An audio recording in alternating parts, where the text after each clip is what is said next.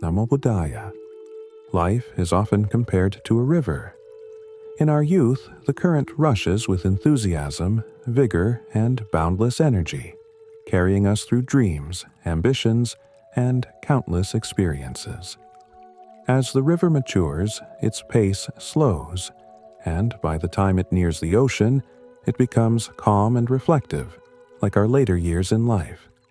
For many, reaching 60 is a pivotal moment, a time of introspection and transition.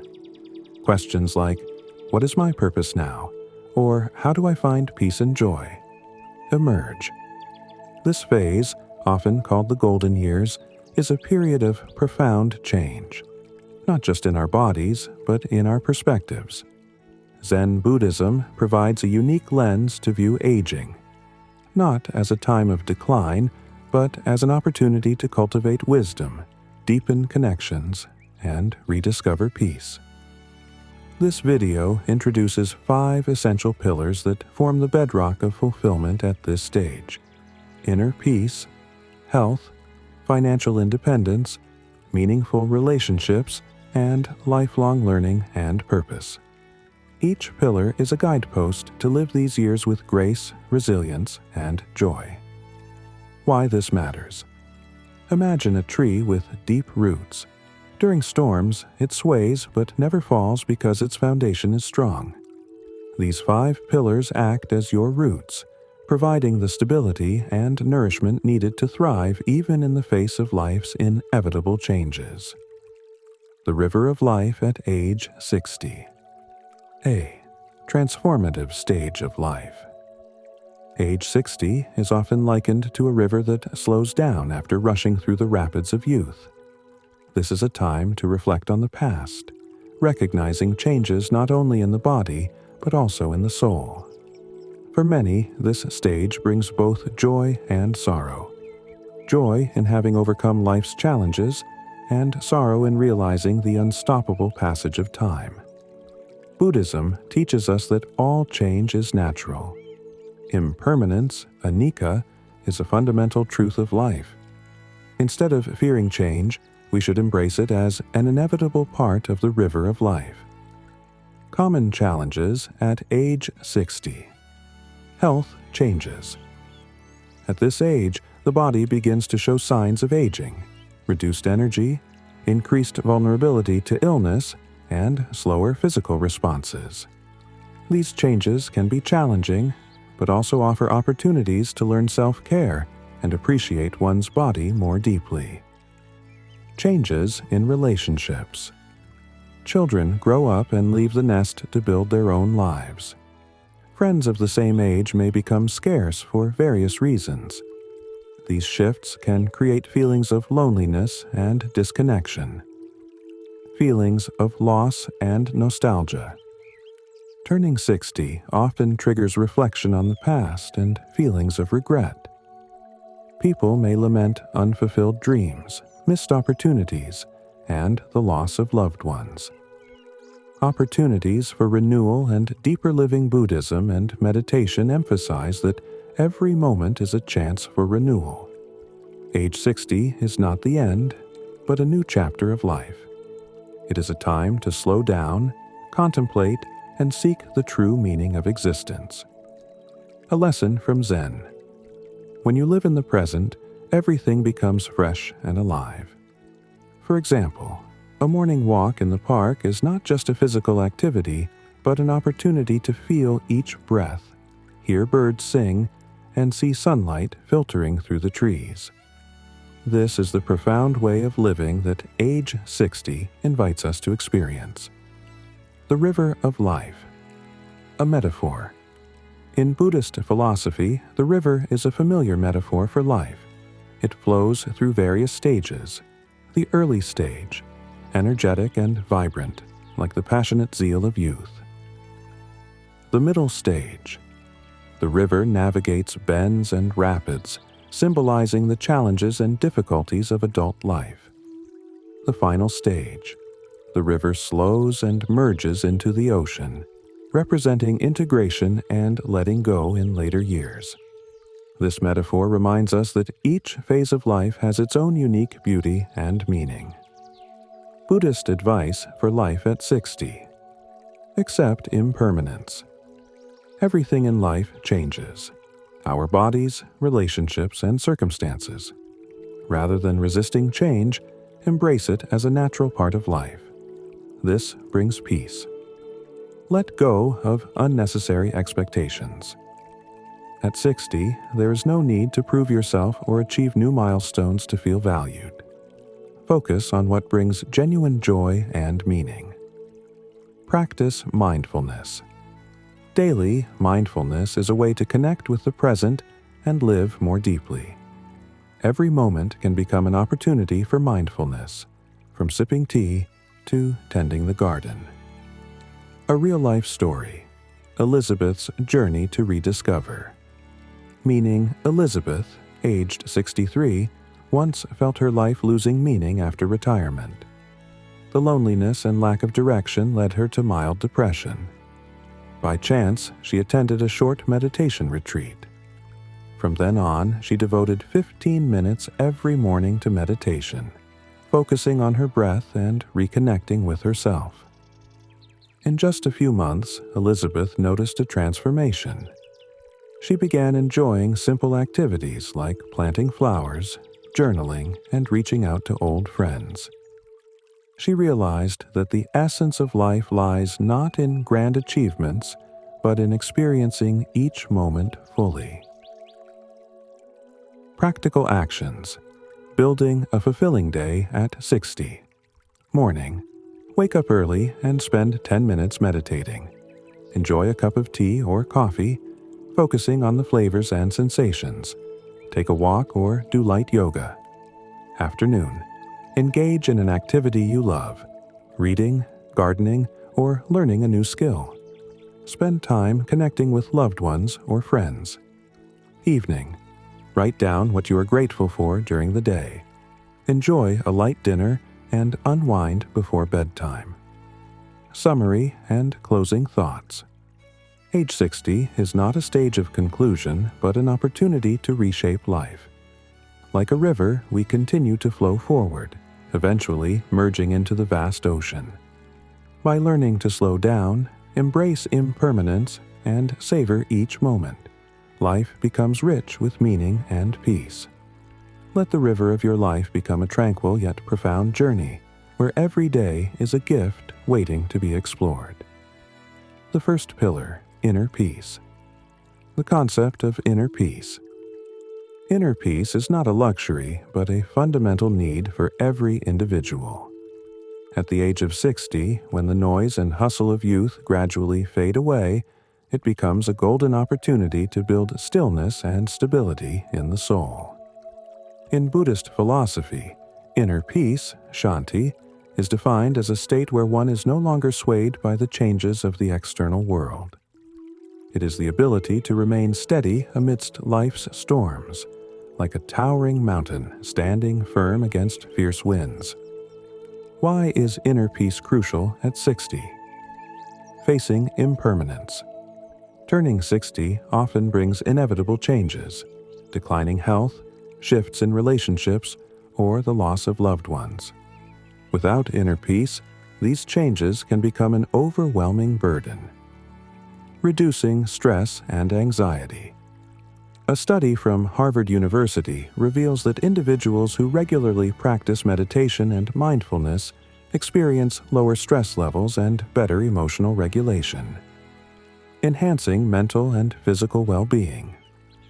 Inner peace is not only a psychological state but also positively impacts physical health. When the mind is calm, blood pressure drops, the immune system strengthens, and sleep quality improves. The path to inner peace in Buddhism. Practicing mindfulness. Mindfulness is the art of focusing on the present moment without being distracted by the past or future. It is one of the most effective ways to calm the mind. Example: when enjoying a cup of tea, instead of thinking about work or worrying about health, pay attention to its aroma, taste, and the warmth of the cup in your hands. Letting go of unnecessary expectations. One of the primary causes of unrest is placing excessive expectations on oneself and others. Buddhism teaches that happiness does not come from controlling everything, but from the ability to let go. Practicing loving kindness. Loving kindness, metta, is not only for others but also for oneself. Learn to forgive past mistakes and accept yourself, imperfections included. Practices to cultivate inner peace. Exercise 1. Breathing meditation, 10 minutes daily. Find a quiet space and sit comfortably with your back straight. Close your eyes and focus on your breath. Count from 1 to 10 with each inhale and exhale. If your mind wanders, gently bring it back to your breath. Exercise 2. Letting go meditation. Think of something that is worrying or troubling you. Inhale and silently say, "I acknowledge this." Exhale and silently say, "I let this go." Exercise 3. Gratitude journal. Every evening, write down 3 things you are grateful for that day. This helps you focus on the positive and nurtures a peaceful state of mind. A story. Mr. Min's journey to inner peace. Mr. Min, a 65-year-old retired teacher, once felt that his life was losing meaning after retirement. Worries about health, finances, and loneliness often left him sleepless and irritable. One day, he attended a Dharma talk by a meditation master who encouraged him to practice mindfulness meditation. At first, Mr. Min found it difficult to sit still, but after weeks of persistence, he began to notice a difference. He learned to embrace all emotions without judgment, to love himself, and to let go of mental burdens. After a year, Mr. Min became a meditation guide for a group of elderly friends in his neighborhood, inspiring them to rediscover peace. Connecting inner peace with other pillars with health. A calm mind contributes to a healthier body. With finances. Inner peace helps you avoid emotionally driven financial decisions. With relationships. A tranquil soul enhances your ability to listen and empathize with others. With lifelong learning. Inner peace provides the foundation to absorb new knowledge without stress. Inner peace is the first and most essential of the 5 pillars. It forms a solid foundation for facing life's challenges. Practice mindfulness. Let go of unnecessary burdens and nurture loving kindness towards yourself.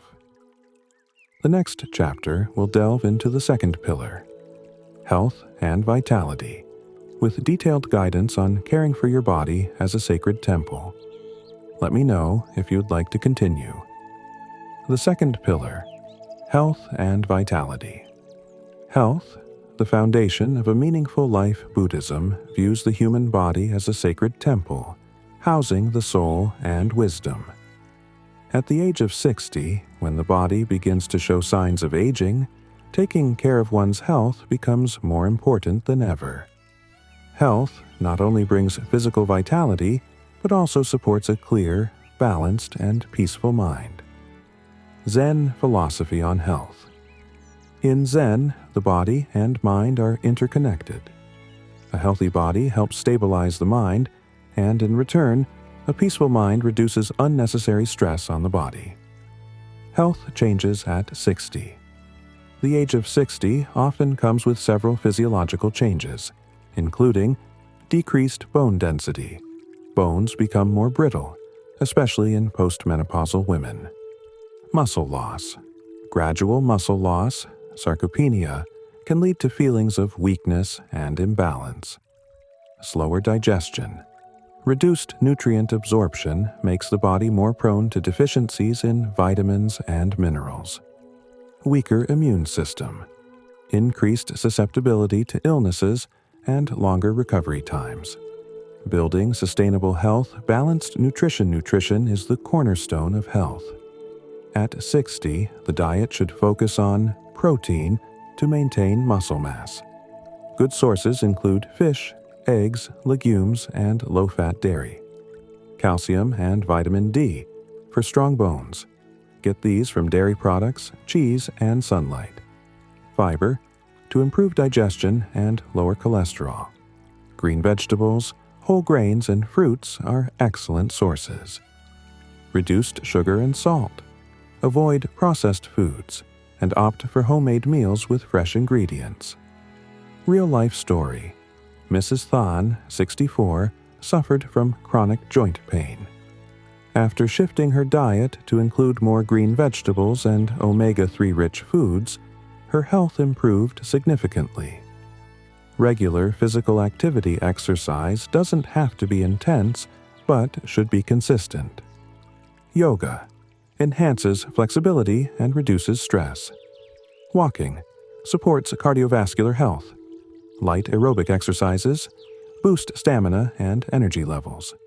Suggested activity: spend 30 minutes daily walking in the park, enjoying fresh air and connecting with nature.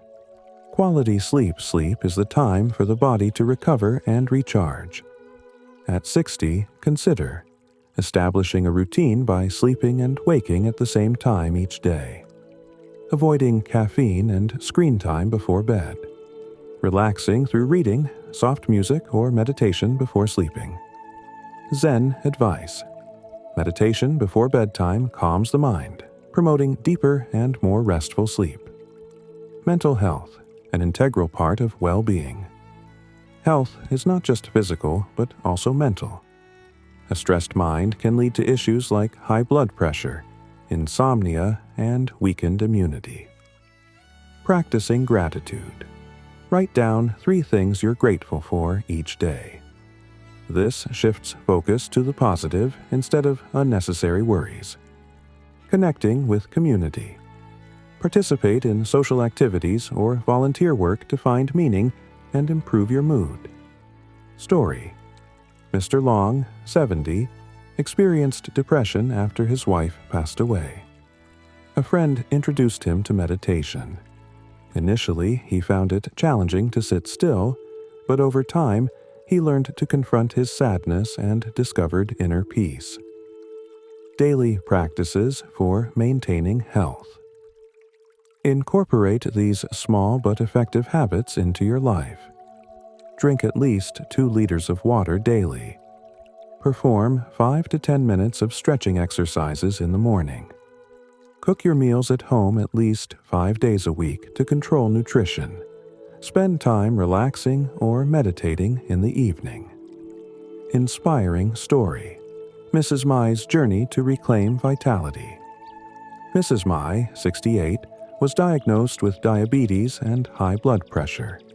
Instead of relying solely on medication, she decided to change her lifestyle. Guided by her doctor, she adopted a healthy diet, practiced yoga daily, and meditated mindfully. Within a year, her health improved significantly, and she felt more youthful than ever. The connection between health and other pillars. Inner peace. A healthy body makes it easier for the mind to achieve tranquility. Financial independence. Good health helps reduce unnecessary medical expenses. Meaningful relationships. Robust health allows you to maintain and enjoy your relationships. Lifelong learning.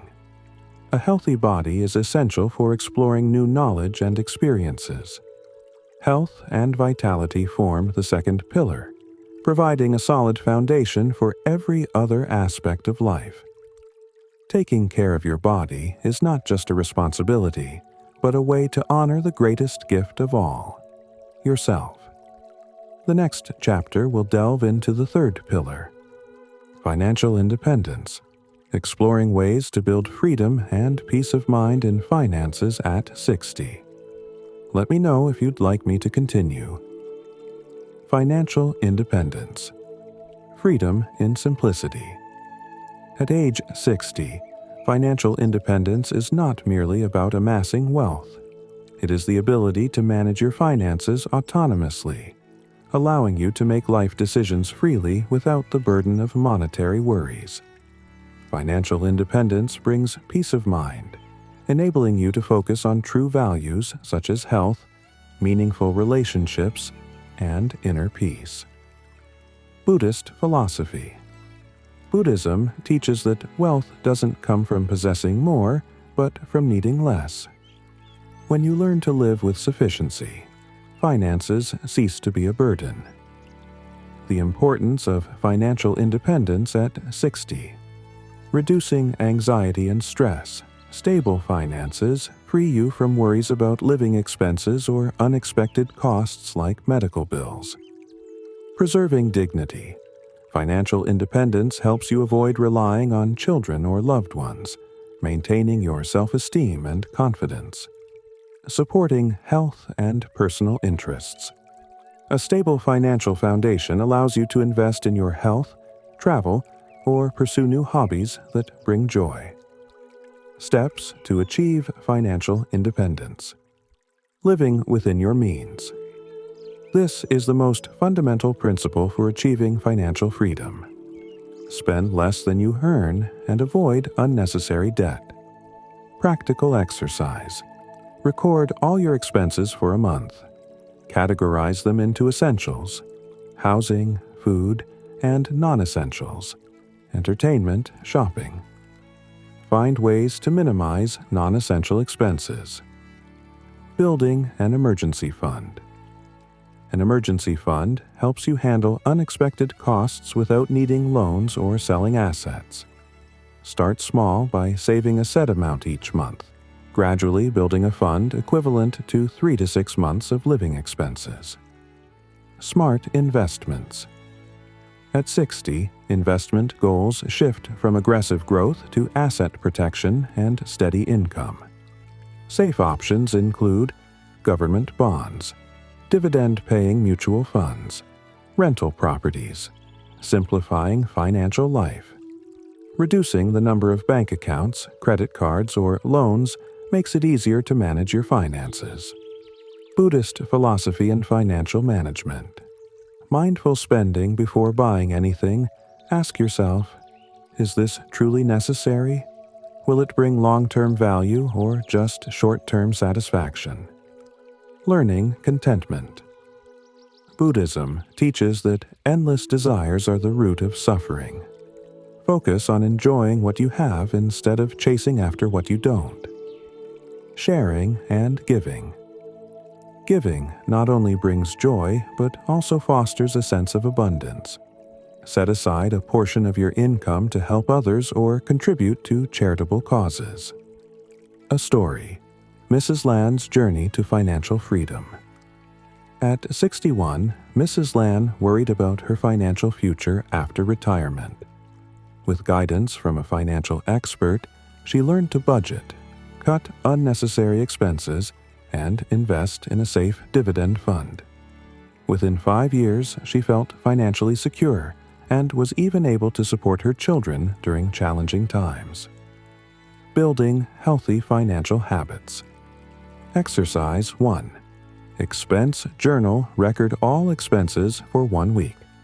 At the end of the week, review and identify areas where savings can be made. Exercise 2. 5-year financial plan. Write down financial goals you want to achieve in the next 5 years, e.g., paying off debts, saving for a vacation, or building an emergency fund. Break these goals into actionable steps and start implementing them. Exercise 3. No spend day. Choose 1 day a week to spend nothing. This helps you realize that happiness doesn't depend on spending money. The impact of financial independence on other pillars. Inner peace. Financial stability allows your mind to achieve tranquility. Health. Stable finances enable you to invest in healthcare and disease prevention. Meaningful relationships. Financial independence ensures relationships are based on mutual choice rather than dependence. Lifelong learning. With financial stability, you can take courses or pursue passions without financial pressure. Financial independence is not an unreachable goal, but a journey you can begin at any stage of life. By living within your means, planning wisely, and maintaining a mindful attitude, you can create financial freedom that makes life after 60 both serene and meaningful. The next chapter will explore the fourth pillar, meaningful relationships, delving into how to build and maintain deep connections that bring joy and emotional support. Let me know if you'd like me to continue. Meaningful relationships. The role of meaningful relationships in life. Humans are social beings, and relationships play a central role in our lives. At age 60, when many aspects of life undergo change, meaningful relationships become a source of motivation, joy, and comfort. Buddhism and Zen philosophy emphasize the importance of Kalana Mitra, spiritual friends, those who accompany us in cultivating compassion, wisdom, and inner peace. Buddhist philosophy on relationships. Meaningful relationships are not about attachment, but mutual support. Changes in relationships at age 60. Family and children. By this age, children are often grown, starting their own families, and spending less time with their parents. This can lead to feelings of loneliness or abandonment. Friends. Friendships may change due to geographical distance, health issues, or differing lifestyles. Some close friends may have passed away, leaving a void that is hard to fill. Community. Despite these changes, communities, whether neighbors, hobby groups, or volunteer organizations, offer opportunities to connect and form new relationships. The importance of building meaningful relationships. Emotional support. A sincere relationship provides a space to share joy and sorrow and find empathy. Enhancing mental and physical health. Studies show that people with strong social connections are healthier, less prone to depression, and live longer, creating a sense of belonging. Feeling connected to others helps you realize that you are not alone, fostering inner peace. Ways to build and maintain meaningful relationships. Focus on quality over quantity. At 60, the number of relationships matters less than their depth. Invest your time and energy in people who truly care about you. Listen and understand. One of the greatest gifts you can give others is your attention. Listening is not just about hearing words, but understanding emotions and thoughts. Practical exercises. During conversations, avoid distractions like phones. Ask questions to better understand their perspectives. Share and actively support the people you care about, whether through material help, emotional support, or simply spending time with them. Join community groups or social activities. If you feel a lack of relationships, participate in groups that share your interests, such as yoga, cooking, or volunteering. These are great ways to meet new friends. Letting go of toxic relationships. Not all relationships bring joy and support. Some may become a source of emotional burden. Buddhism teaches detachment, meaning letting go of harmful relationships without harboring resentment. Real-life story. Mrs. Nga, 62, realized that an old friend constantly criticized her and made her feel inadequate. After ending the relationship, she felt lighter and focused on those who truly supported her. A story. Mr. Hoa and his meditation group. Mr. Hoa, 65, felt lonely after retiring. One day, he joined a community meditation course where he met like-minded individuals. Together, they shared meditation practices and organized life discussions. This group became a tremendous source of encouragement, making Mr. Hoa's life more meaningful than ever. Connecting meaningful relationships to other pillars. Inner peace. Meaningful relationships help you feel secure and loved, enabling inner calm. Health. Positive relationships encourage self-care and promote happiness. Financial independence, relationships not based on financial dependency, foster freedom and comfort. Lifelong learning. Interacting with others provides opportunities to learn new things and expand your perspective. Meaningful relationships are an essential pillar that enrich life at 60, bringing warmth and depth. Cherish and invest in connections that bring joy, comfort, and inspiration. At the same time, don't hesitate to let go of relationships that no longer serve you, making space for positive connections. The next chapter will explore the fifth pillar, lifelong learning and purpose, delving into ways to maintain curiosity, a passion for learning, and a sense of meaning in life at 60 and beyond. Let me know if you'd like me to continue. Lifelong learning and purpose. The importance of lifelong learning. At age 60, many people believe that the time for learning and discovery has passed.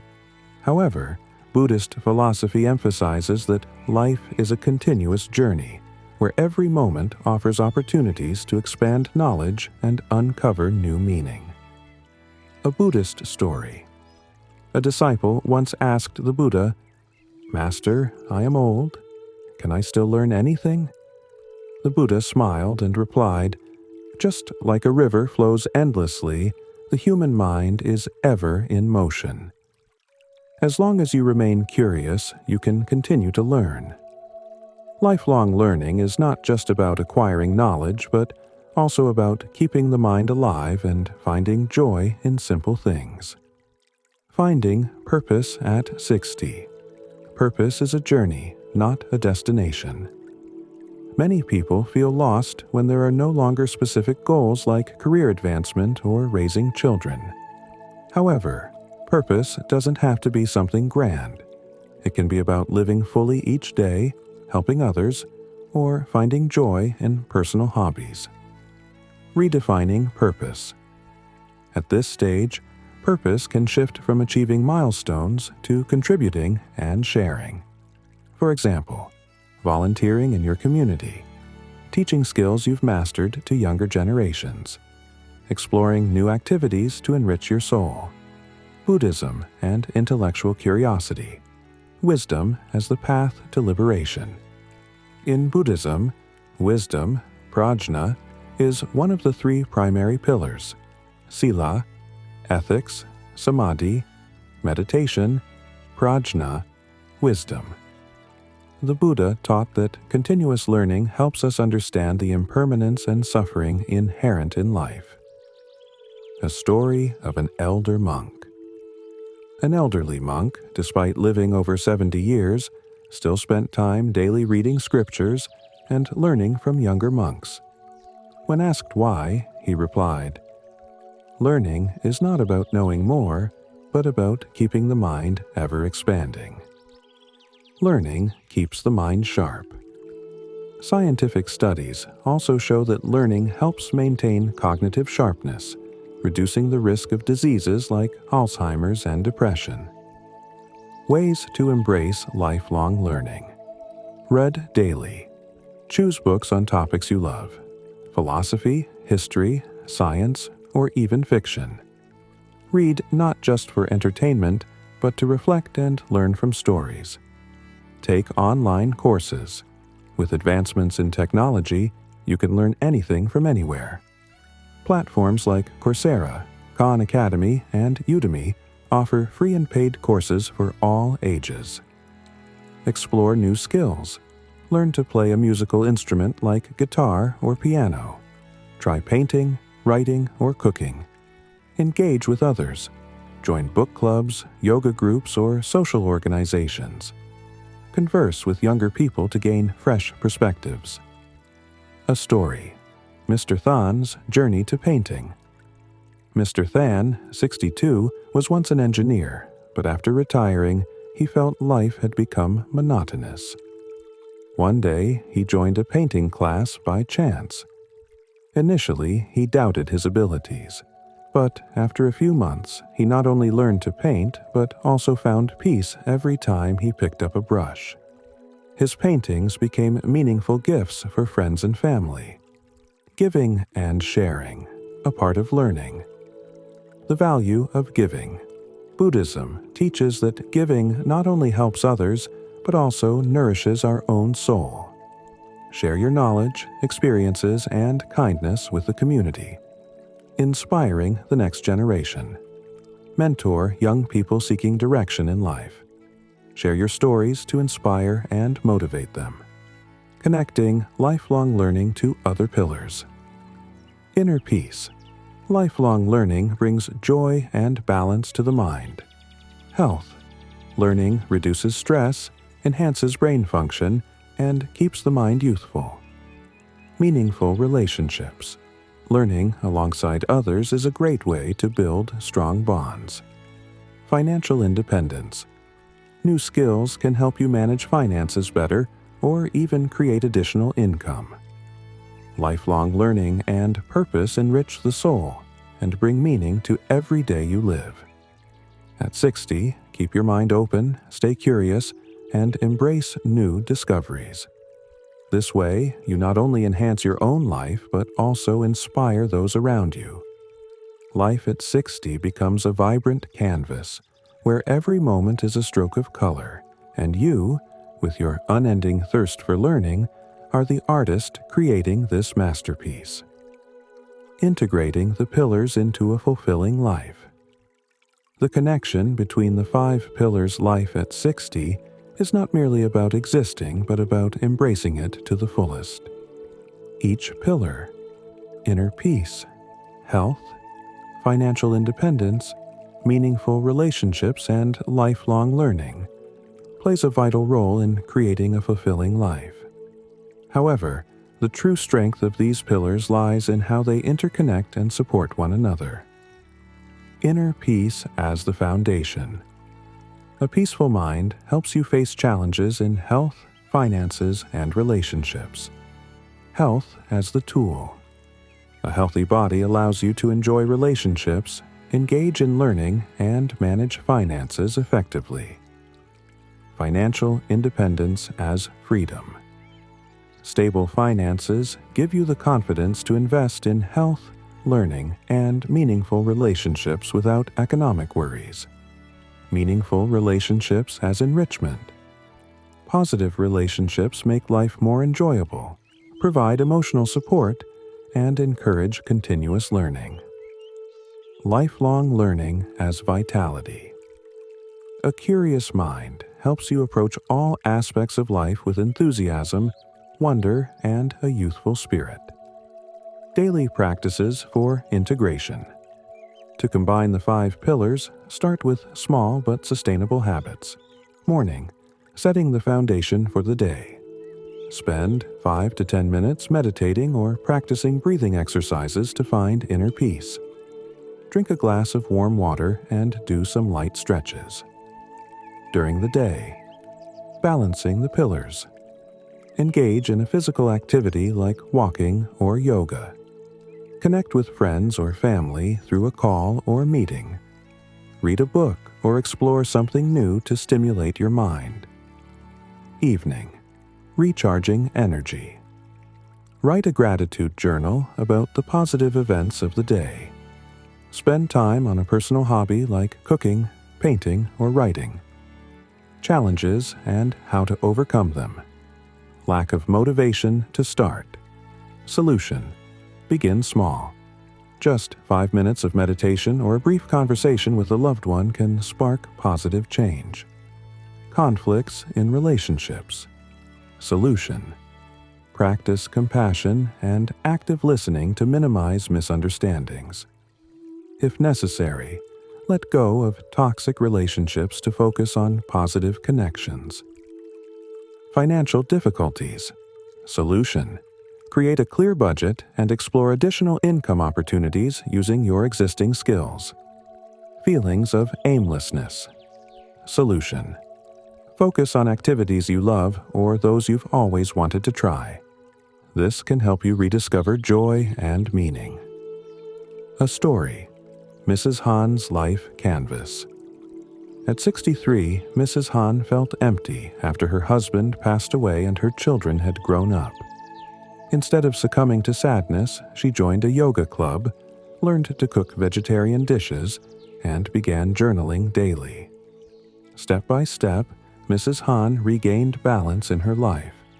She cultivated inner peace, took care of her health, built a savings fund for small trips, and formed new relationships. For her, each day became a meaningful journey. Striving for a fulfilling life. Integrate the 5 pillars into daily life. Every day is an opportunity to practice and strengthen these pillars. Keep an open mind. Don't hesitate to experiment and adjust to find the lifestyle that suits you best. Spread inspiration.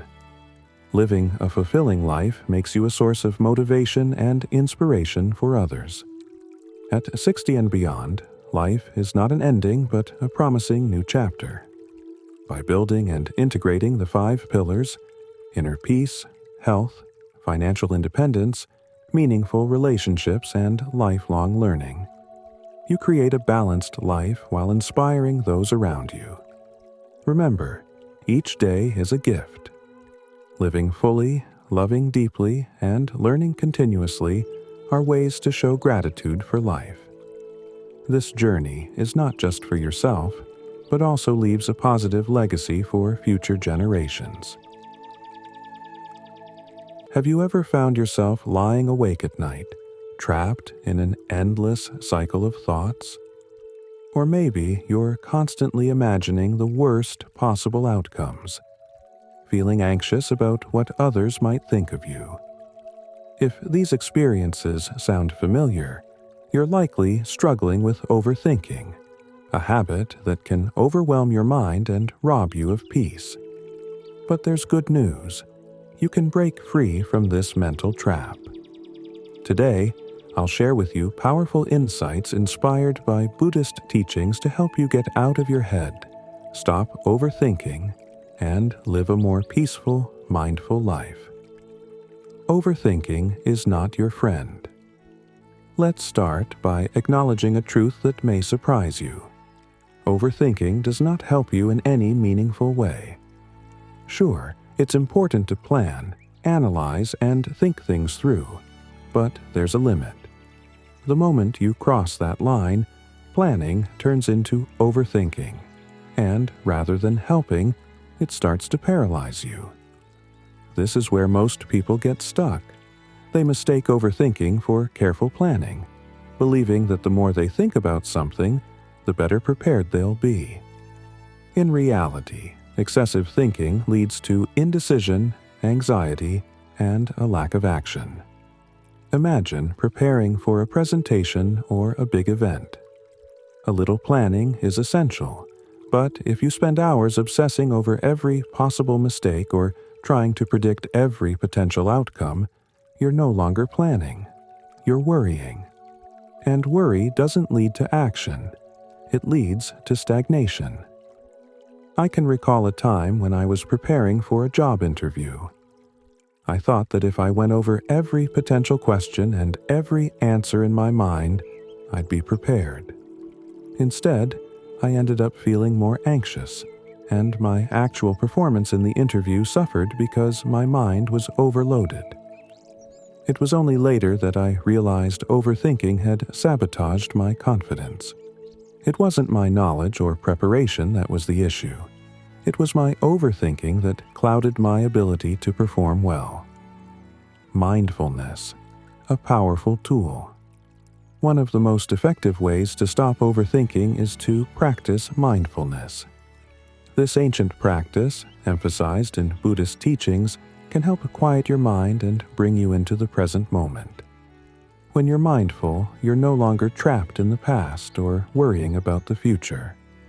You're simply here, fully engaged in the moment. A simple mindfulness technique is to focus on your breath, something we often take for granted. Buddhist teachings such as anapanasati, mindfulness of breathing, guide us to concentrate on our breath, particularly the inhale and exhale. By doing this, you shrink the thousands of thoughts in your mind to just two, breathing in and breathing out. With this focus, your mind finds peace.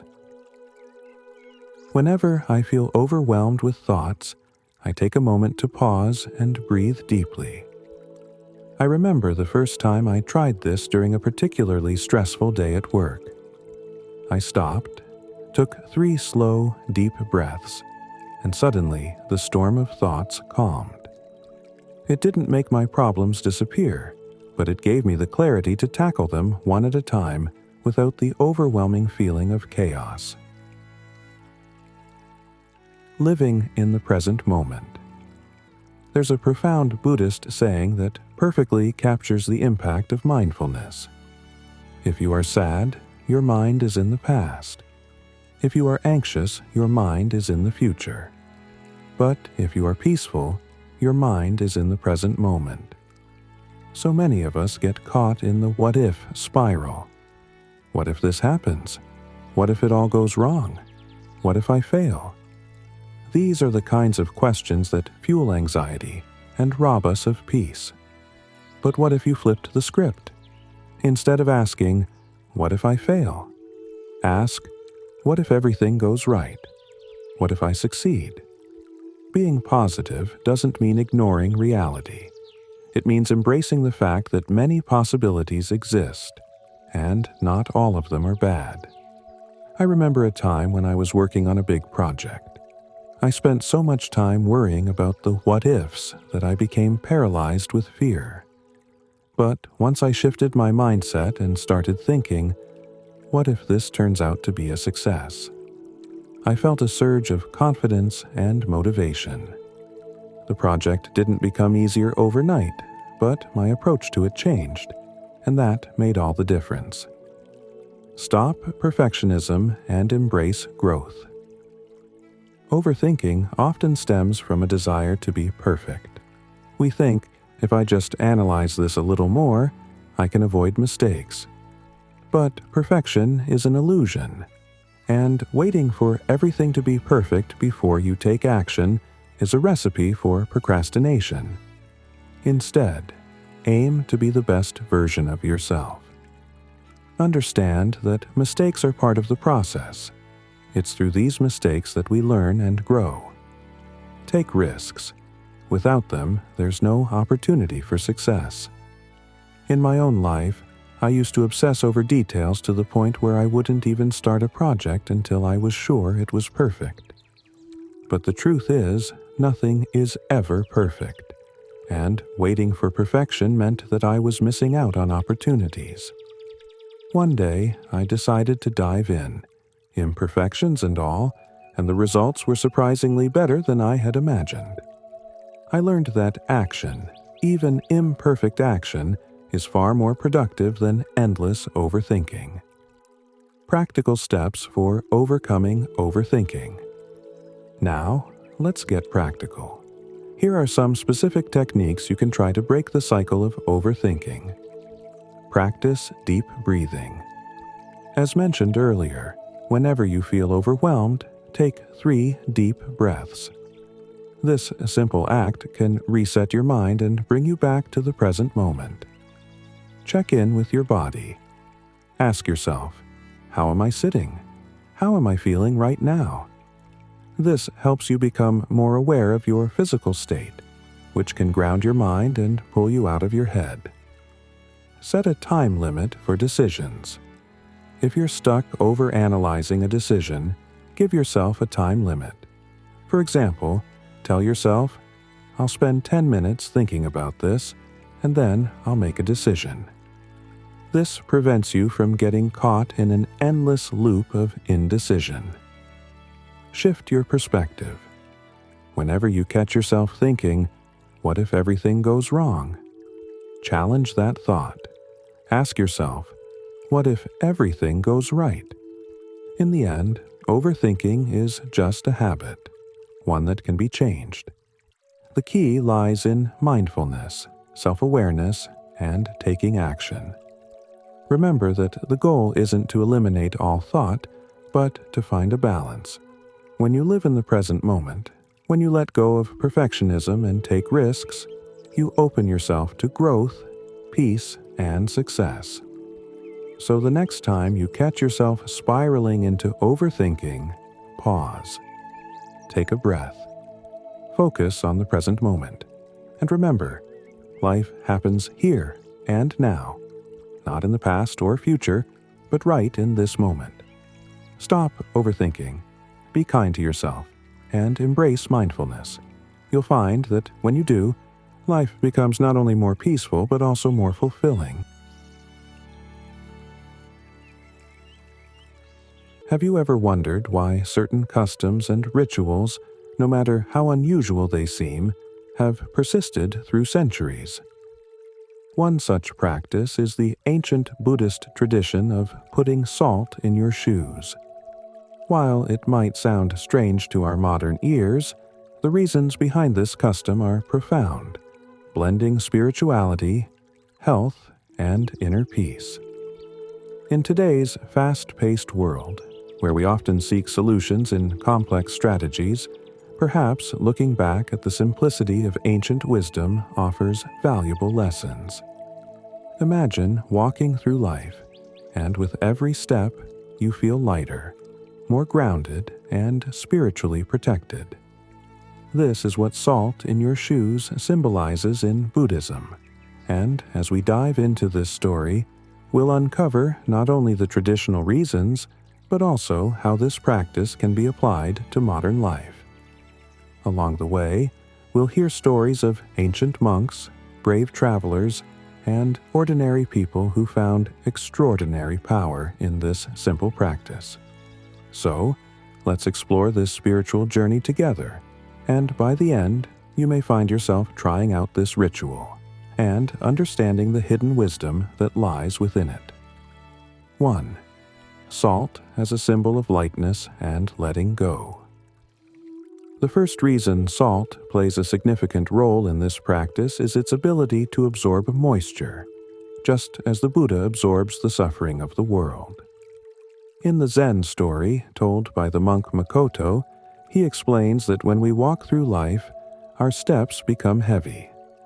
Not because of the physical weight we carry, but due to the worries, stresses, and emotional burdens we accumulate. Imagine walking in the rain, your shoes becoming heavy and uncomfortable.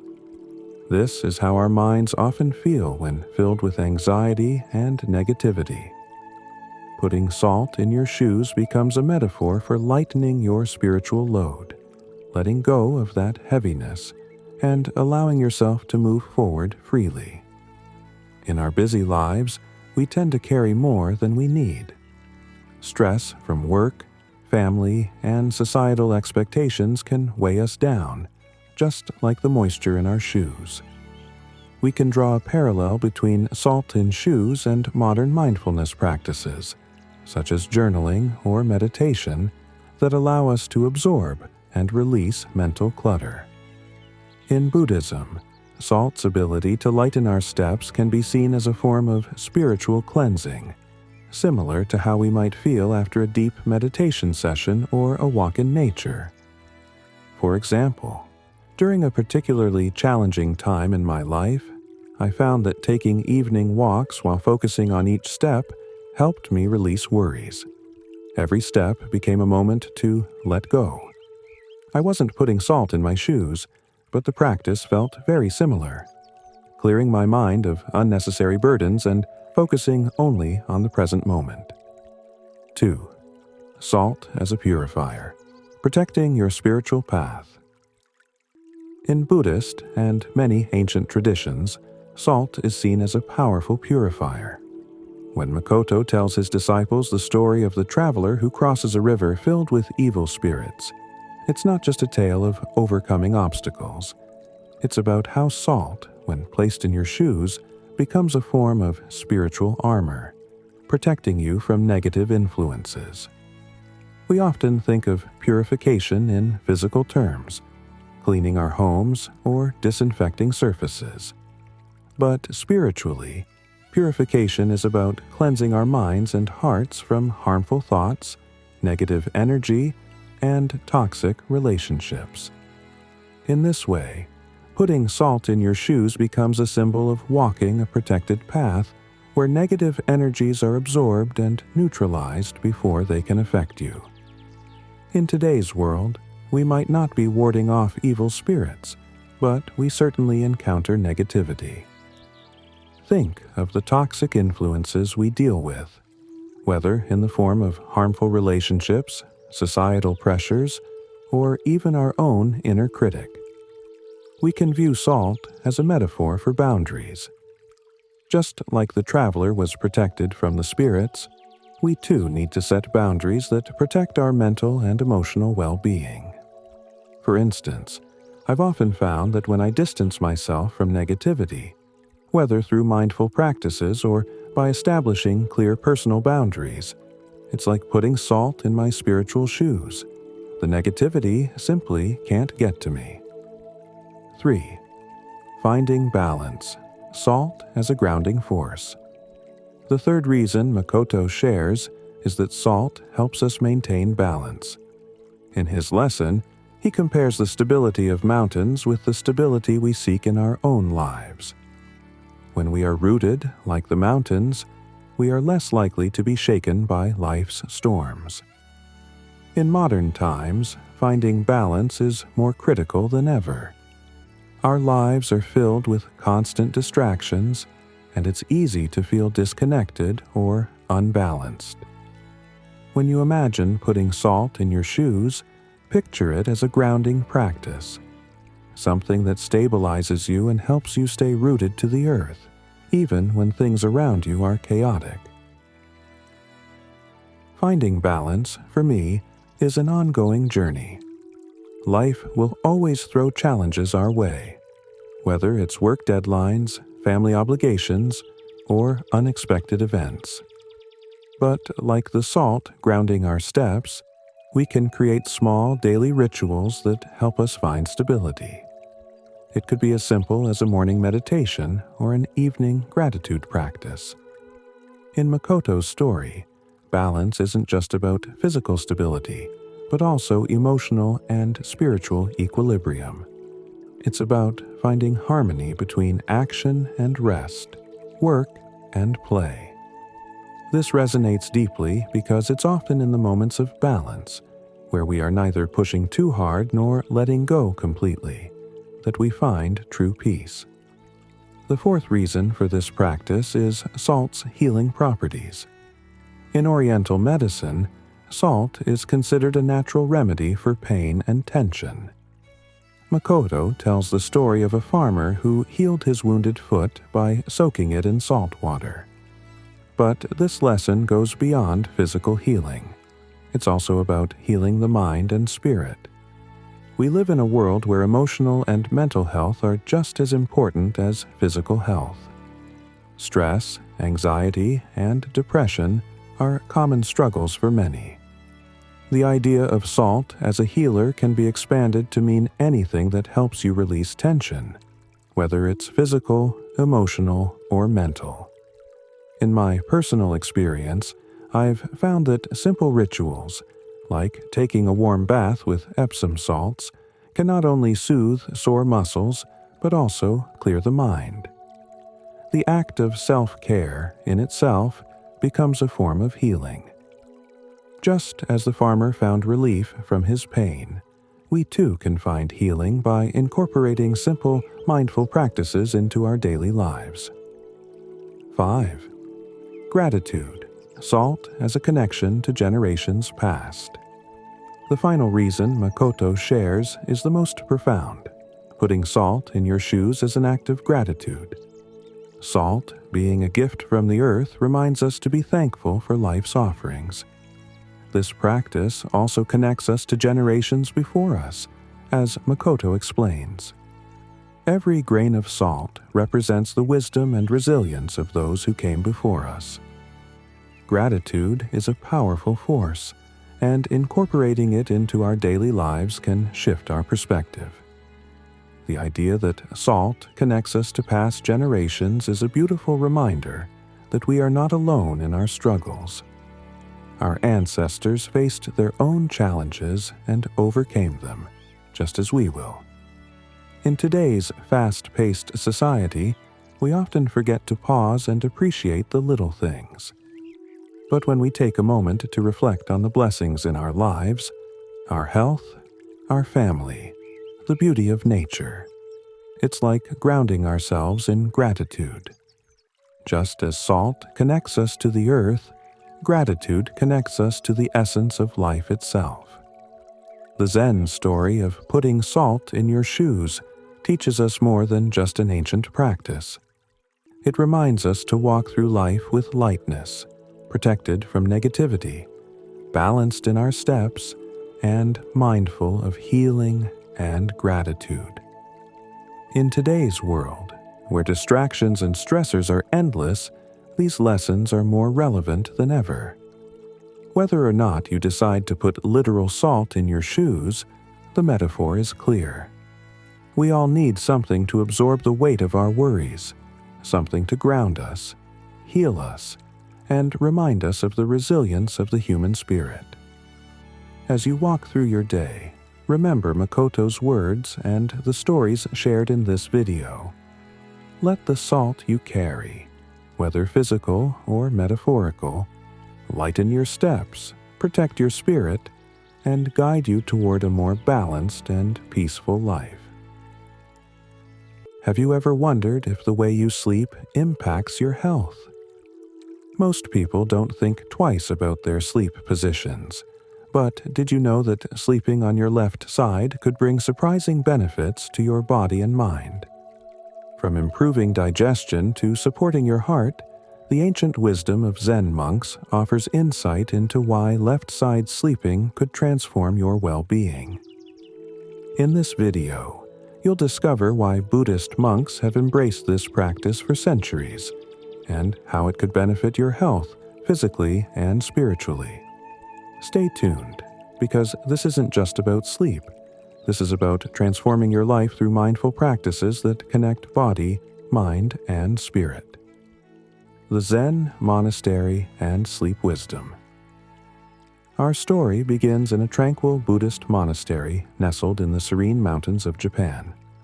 Master Shinzo, an elderly monk revered for his wisdom, gathered his disciples for a special lesson on an often overlooked aspect of daily life: sleep. The moonlight bathed the temple as Shinzo began to speak.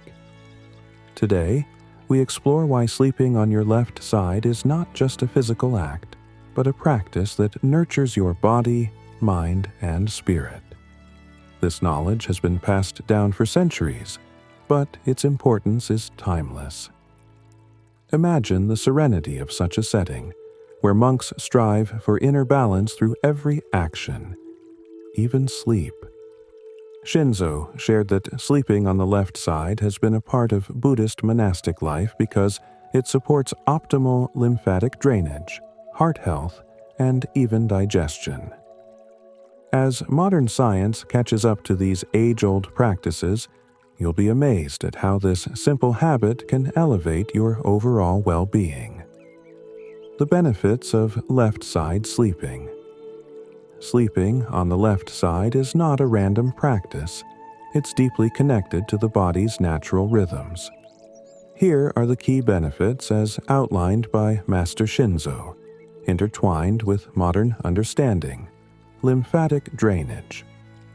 The body's lymphatic system is like a river that flows through us, cleansing toxins. Sleeping on your left side clears the path for this vital process, Shinzo explained. He likened it to a quiet river carrying away dry leaves, an image that evokes peace and health. By resting on your left side, you help the body rid itself of waste more efficiently. Imagine allowing your body to detox every night just by changing your sleep position. Digestive harmony.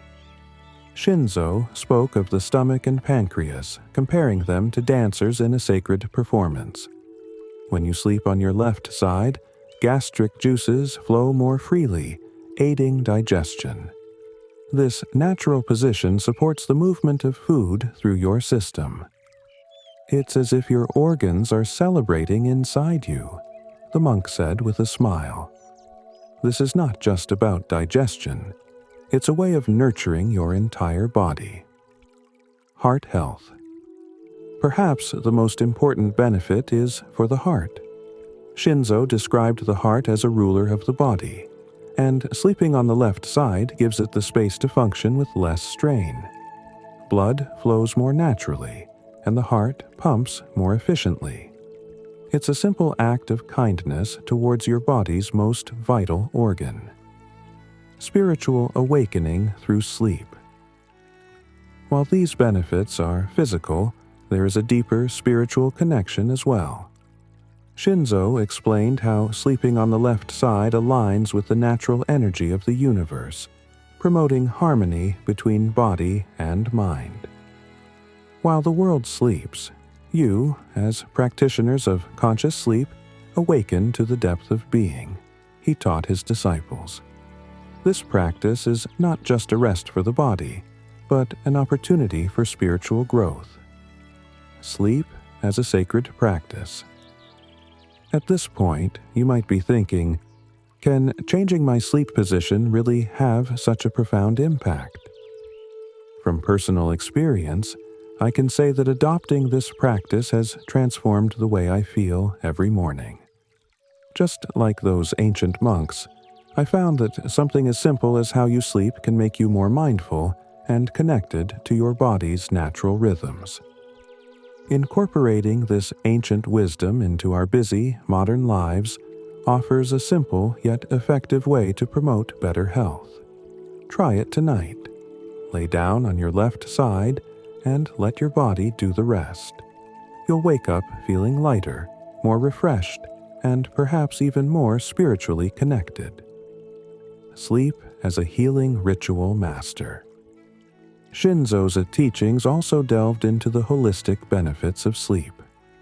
One fascinating story he shared was about an elderly monk who had trouble meditating due to physical stiffness.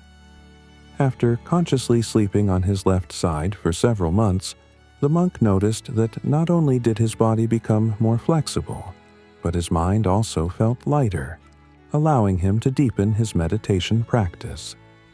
This is a beautiful reminder that health is not only about what we do while we are awake. Our sleep is equally important. Just as the elderly monk embraced sleep as part of his spiritual practice, we too can use sleep to foster healing, balance, and self-awareness. The lesson here is simple. The quality of our sleep affects every aspect of our lives. Sleeping on the left side helps our organs function optimally, promotes circulation, and allows the body to detox. But even more importantly, it offers a moment of mindfulness that can deepen our spiritual practice. Just like those monks who have practiced this for centuries, we too can find balance, both in body and spirit. In conclusion, the act of sleeping on your left side is much more than a physical habit. It's an ancient practice that can improve both your physical health and spiritual well-being. Through the teachings of Master Shinzo, we see how something as simple as changing your sleep position can become a powerful tool for wellness. If you've stayed with us until the end, I hope this video has inspired you to think more deeply about your sleep. Next time you lay down, remember the wisdom of the Zen monks. Sleep consciously, and let your body and spirit heal in harmony. If this video has opened your eyes to the profound connection between sleep and health, don't forget to hit the like button, share this video with friends, and subscribe for more ancient wisdom brought to modern life.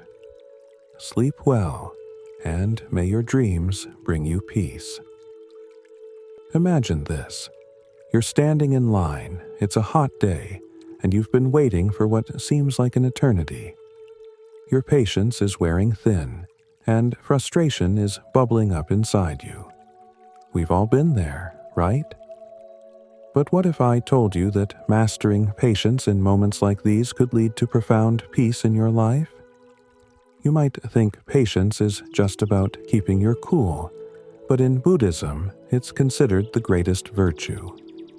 Today, we'll explore how to truly practice patience, not just on the surface, but as a transformative force for your inner world. This isn't your average self-help advice. It's about unlocking a deeper understanding of life itself. In Buddhism, patience is more than just gritting your teeth and waiting for things to improve. It's about cultivating a mindset that embraces life's impermanence, accepting the inevitable ups and downs, and ultimately letting go of our need for control. The Buddha himself taught that patience is the highest virtue, a powerful practice that can bring happiness, calmness, and peace. But here's the catch. It's not easy. Why is patience so hard to practice? Let's face it, we all struggle with patience because it's far easier to say be patient than to actually practice it. In the chaotic moments of life, when things go wrong, our patience is truly tested. Whether it's enduring rude behavior from others, dealing with physical discomfort, or facing personal setbacks, maintaining patience feels like a monumental challenge. However, in Buddhism, patience is seen as an essential inner quality that must be actively practiced, not just talked about. It's not enough to read about it or learn it. You must embody it, even in the hardest moments. The Buddha's teachings on patience. So, what exactly is patience, according to the Buddha? The Buddha describes patience as the ability to endure uncomfortable, challenging, or even painful situations without reacting negatively. Think about it. Enduring cold, heat, hunger, thirst, physical pain, and even severe criticism without losing your inner peace. It's an ability that few of us naturally possess, but one that can be cultivated through consistent practice. One of the key teachings on patience comes from a Buddhist sutta that highlights an important concept. When someone abuses, annoys, or argues with you, and you do not respond with anger or retaliation, that is the true essence of patience. Imagine being in the middle of a heated argument, and instead of lashing out, you choose to remain calm and composed. This level of self-control isn't just admirable, it's transformative. Specific example: dealing with criticism. Let me give you a real-life scenario. Suppose you're at work, and a colleague harshly criticizes your efforts on a project. It stings, doesn't it? The immediate reaction for many would be to defend themselves or fire back with a sharp comment. But the Buddha's teachings encourage us to view criticism through the lens of patience. Instead of responding defensively, we can see this moment as a chance to practice tolerance and inner strength. This doesn't mean you allow people to walk all over you. On the contrary, it's about maintaining control over your own emotional responses. By doing so, you're not giving others power over your peace of mind. The misconception of silent patience. Now, let's clear up a common misconception. Some people think patience means silently enduring everything out of fear or helplessness. But the Buddha emphasizes that true patience comes from strength, not fear. It's easy to confuse submission with patience, but the real virtue lies in the understanding that we have the power to choose our reactions. When we choose to respond with patience, it's a conscious decision, not a passive one. As the Buddha said, when a person with strength patiently endures a weaker individual, it is seen as supreme patience. The weaker person must practice patience out of necessity, but the stronger person chooses it out of wisdom. Taming the beast. Within the Buddha often referred to anger as a beast inside us. Think about your last experience with anger. It probably felt wild, uncontrollable, like a storm that took over your mind and body. This beast can easily control our lives if we let it. Practicing patience means taming this beast, not by suppressing it, but by understanding its roots. When we feel anger rise, it's a perfect moment to pause and reflect. What triggered that feeling? Why is it affecting us so deeply? By observing our emotions without immediately reacting, we can take back control. This is where the real challenge of patience lies. Holding back, not out of fear, but out of wisdom and compassion for ourselves and others. Specific example: managing anger in relationships. Take a moment to think about how many arguments in relationships stem from minor frustrations. You get home from work and your partner does something small. Maybe they didn't do the dishes or forgot something important. That frustration builds, and before you know it, you're both arguing over something trivial. But what if, instead of reacting, you took a breath and recognized that anger as fleeting? What if you saw it as an opportunity to practice patience and strengthen your relationship? In the long run, practicing patience in these moments can lead to healthier, more fulfilling relationships. The 3 marks of existence: a path to patience. The Buddha offered us a profound framework for understanding life's challenges, known as the 3 marks of existence: impermanence, anicca, suffering, dukkha, and non-self, anatta. When you see life through these 3 lenses, patience becomes more attainable. Impermanence, anicca. Everything in life is temporary. When we truly internalize this, it becomes easier to let go of anger, frustration, and impatience. Think of a time when someone said something hurtful to you. How long did those words linger in your mind, replaying over and over again? But here's the thing: those words were impermanent. They no longer exist, and the moment has passed. Once we realize that everything, including negative experiences, is transient, we stop holding on to them. This understanding makes it easier to practice patience because we're not clinging to the past. Suffering, dukkha. Life is full of suffering, and that's just part of the human experience. This may sound grim, but accepting that suffering is inevitable can actually bring peace. Instead of resisting life's challenges, we can embrace them as opportunities to grow. Patience, then, becomes a tool to navigate suffering without being consumed by it. Specific example: coping with loss. Think of someone who has experienced a deep personal loss. Whether it's the death of a loved one or the end of a meaningful relationship, the pain is undeniable. But through patience, we can come to terms with suffering. Rather than running from it or allowing it to define us, we learn to sit with our pain and allow it to pass, knowing that even this will change. Non-self, anatta. Finally, we have the concept of non-self. This is the realization that we are not in control of everything, and many aspects of life are beyond our personal influence. When we understand this, we stop trying to control every situation, and this surrender makes patience easier to practice. Specific example: letting go of control. Imagine you're working on a big project, and everything seems to be going wrong. Deadlines are missed, things fall apart, and you're left feeling powerless. The truth is, you can't control everything. Once you accept this and release the need to micromanage, you'll find that patience naturally follows. It's the freedom that comes from letting go. How to apply patience in everyday life. Now that we've explored the deeper teachings of patience, let's look at how we can apply it in our daily lives. Patience isn't something we practice only in extreme situations. It's a quality we can cultivate in everyday interactions.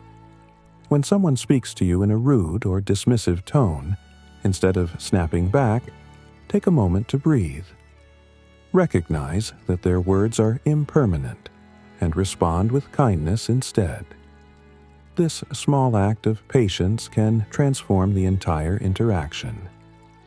In difficult situations, whether you're stuck in traffic or facing a challenging work deadline, practice patience by focusing on what you can control and letting go of the rest. Remember, patience doesn't mean inaction. It means approaching challenges with a calm and composed mind. With yourself. Perhaps the most difficult form of patience is with ourselves. We're often our harshest critics, expecting perfection and getting frustrated when we fall short.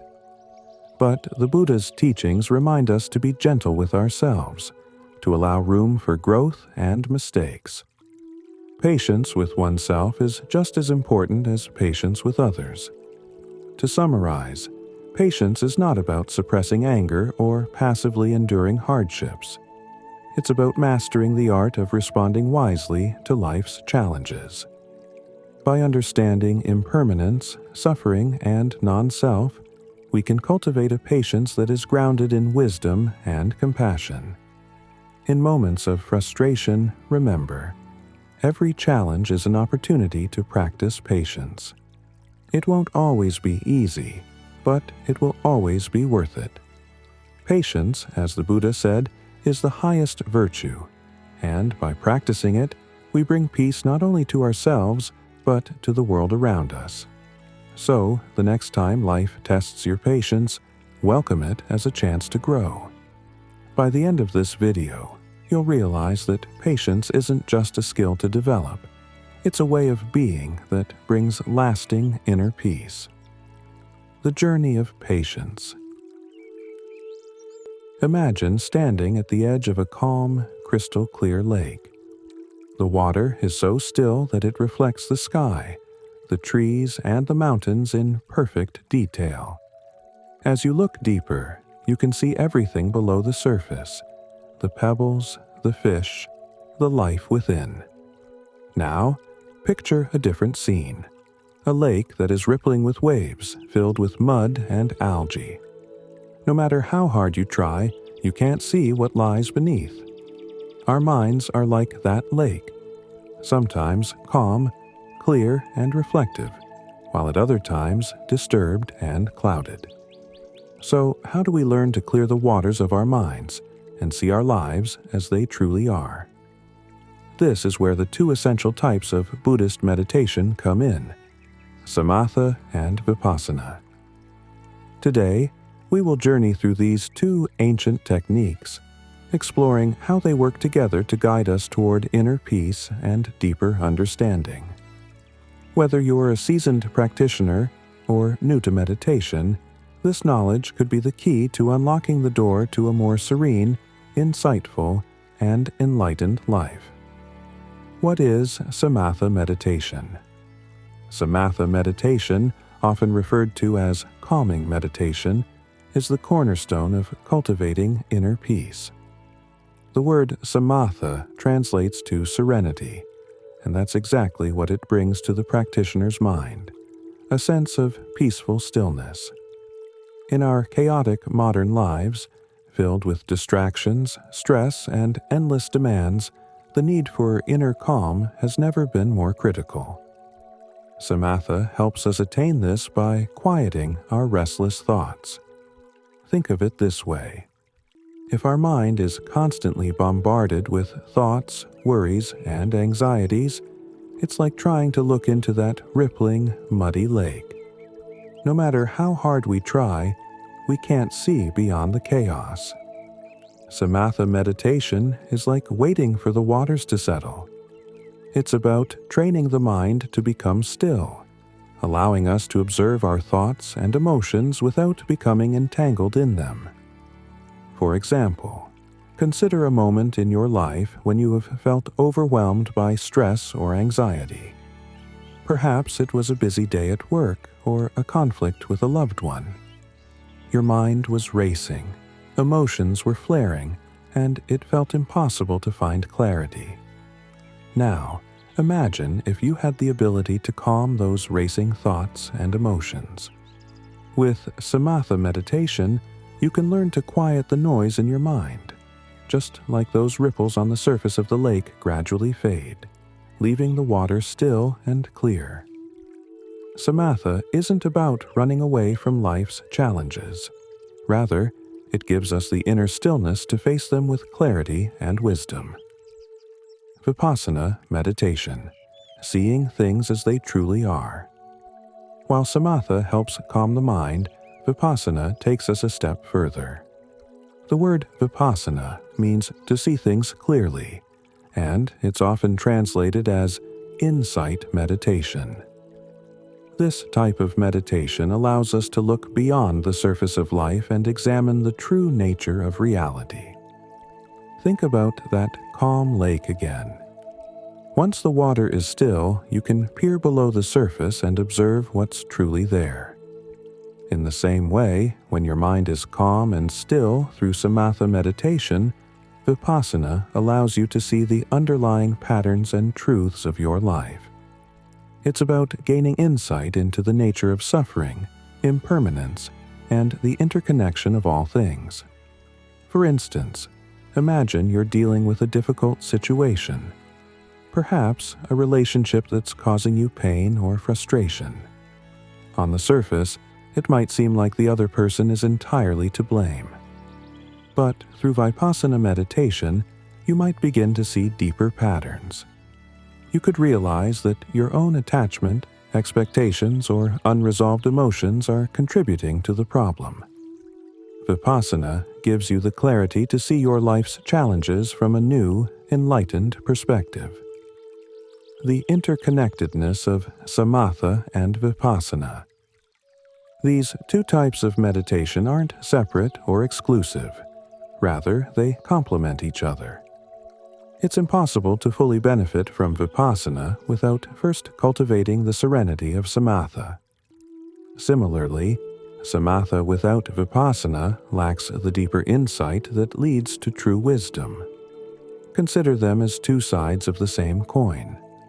Samatha prepares the mind by clearing it of distractions, while vipassana sharpens the mind's ability to see reality. Together, they form a powerful practice that can transform how we view ourselves and the world. There are people who claim that vipassana is enough, that wisdom alone will lead to enlightenment. But the Buddha taught that a calm mind is essential for insight. Without calmness, the mind is like that rippling lake. It's too agitated to see clearly. Samatha creates the conditions for vipassana to flourish, and both should be practiced together. Let's delve into a real-life example to understand how these meditations work together. Imagine you're in a situation where you've had a falling out with a close friend. Your emotions are high, and your thoughts are running wild. Anger, frustration, hurt, all swirling around in your mind. At this moment, practicing samatha meditation can help you find a moment of peace. You sit down, close your eyes, and focus on your breath. Slowly, the storm of emotions begins to settle, just like the water in the lake becoming still. Now, with your mind calm, you can turn to vipassana meditation. As you reflect on the situation, you begin to see things more clearly. You realize that your friend's actions weren't entirely malicious, and that your own expectations may have played a role in the conflict. You gain insight into your emotions and reactions, and this new perspective helps you approach the situation with compassion and understanding. The benefits of practicing both meditations. By integrating both samatha and vipassana into your meditation practice, you can achieve a deeper level of mindfulness and wisdom. Samatha helps you manage daily stress and challenges by calming your mind, while Vipassana allows you to see the root causes of your suffering, leading to profound personal growth. In essence, Samatha gives you peace, and Vipassana gives you insight. Together, they guide you toward a more enlightened way of living. As we reach the end of this exploration, it's clear that both types of meditation are essential for anyone seeking a deeper understanding of themselves and the world. Samatha offers the peace and stillness needed to quiet the mind, while Vipassana reveals the truth of existence, helping us navigate life with greater wisdom and compassion. In our modern world, where distractions and stresses are ever present, the ancient wisdom of Buddhist meditation offers a path to clarity, peace, and understanding. By practicing both Samatha and Vipassana, we can learn to still the waters of our minds and see the true beauty and complexity of life that lies beneath the surface. So, as you go forward in your meditation practice, remember the importance of balancing these two techniques. Cultivate serenity through Samatha, and seek insight through Vipassana. Together, they will guide you on the path to inner peace and enlightenment.